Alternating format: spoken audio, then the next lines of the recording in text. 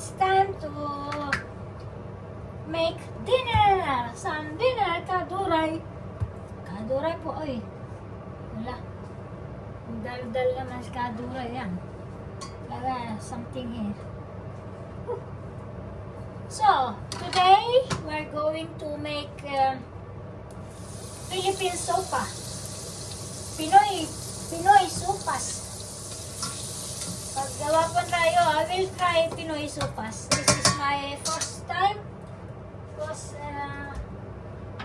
when I was living in the Philippines, before I get married, I always did do this sopas, chicken soup. And I think I remember how I do that. I do it.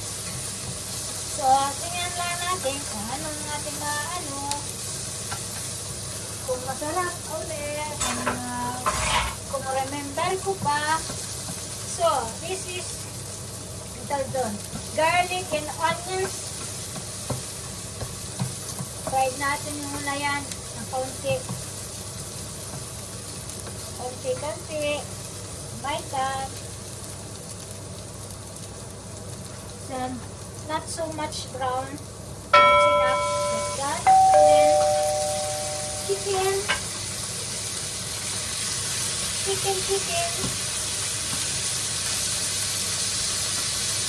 So, baliktad natin. Halo-halo, papaitan.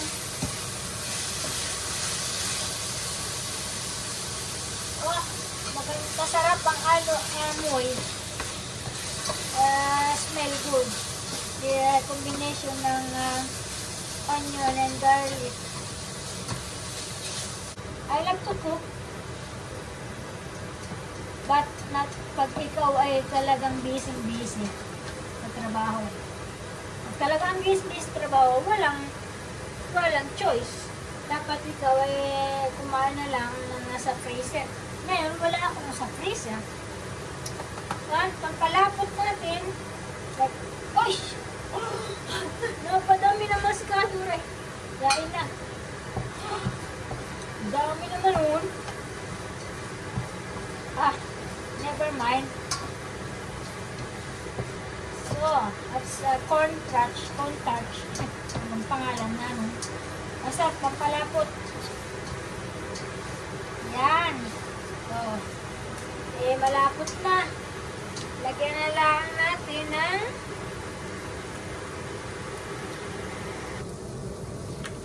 and then some broth, chicken broth.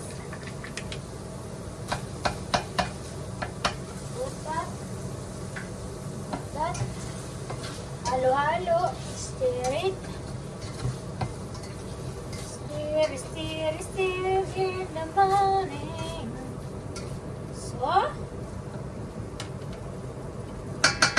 let it be. So, let it be. I will put the beans.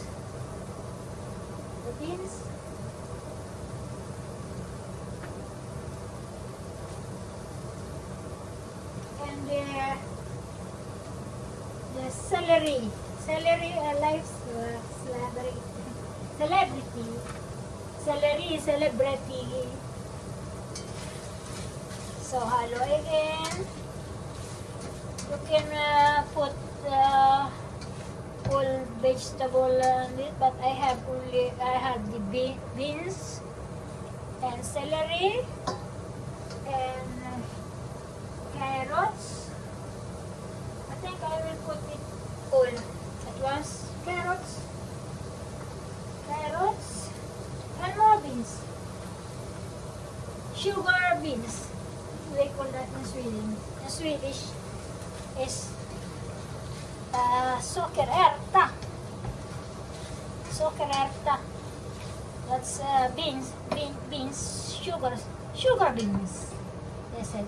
Hindi ko alam sa Tagalog. I don't know in Tagalog, but that's sugar beans pagmaitan.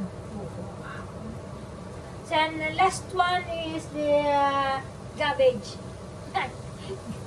Cabbage. And just put some water in it. I think it's enough. Maybe so.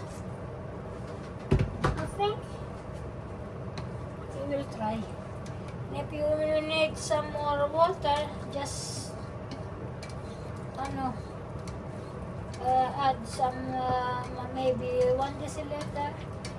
Dahil lang ang milk. And after that is milk. So let it boil for a while. Mag-boil po pag may time. Boil it.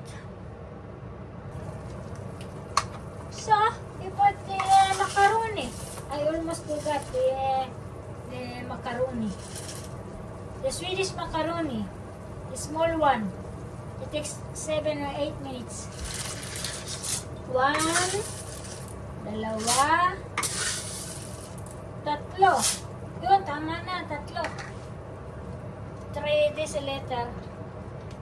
It's enough.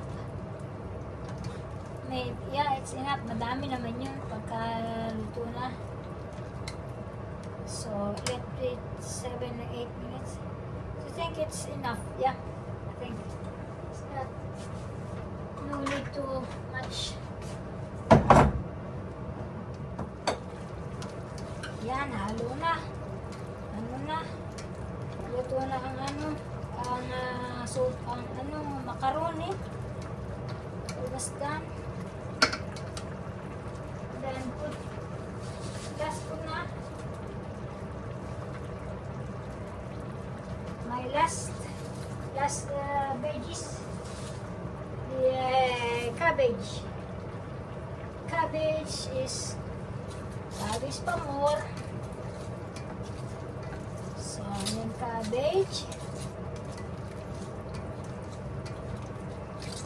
But maybe some more water, I think.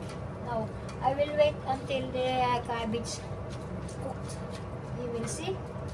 And takip uli. And so, yan. It's almost finished. So, set aside. And then, anuhin natin ang milk. And just put some milk.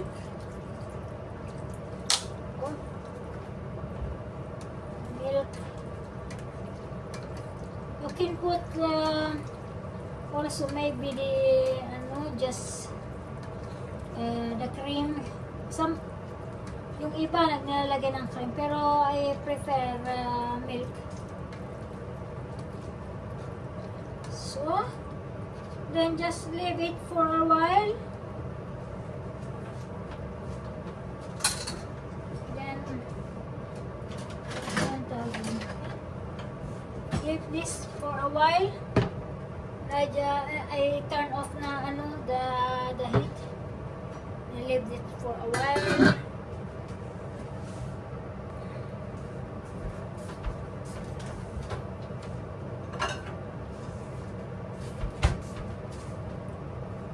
I have to put little bit soya sauce to make it little bit color.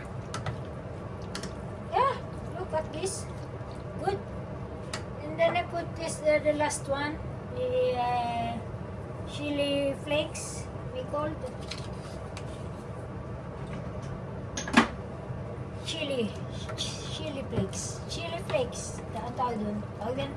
Tawag chili flakes. And then that. And then of course the basil. I will put the basil. Around last minute. It's good when it's last minute. The basil and the chili. Then down. That's it.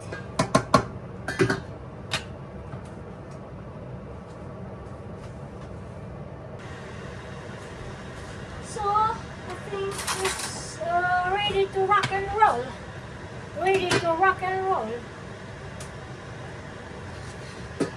Set aside that because it's still burning, boiling. So I have to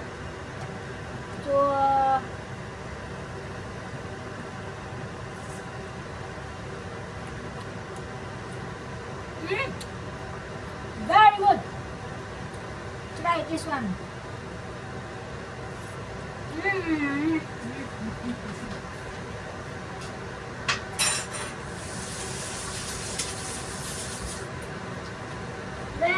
Very good. It's spicy and creamy at the same time. You can taste the vegetable and the chicken. So that one, and